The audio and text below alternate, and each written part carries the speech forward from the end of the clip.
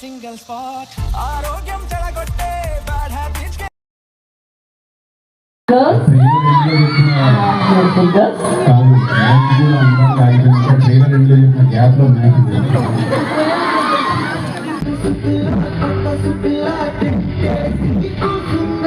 నా పేరు రాధిక కాదు, నా పేరు లిల్లీ. నీ పేరు లిల్లీ. Royal flower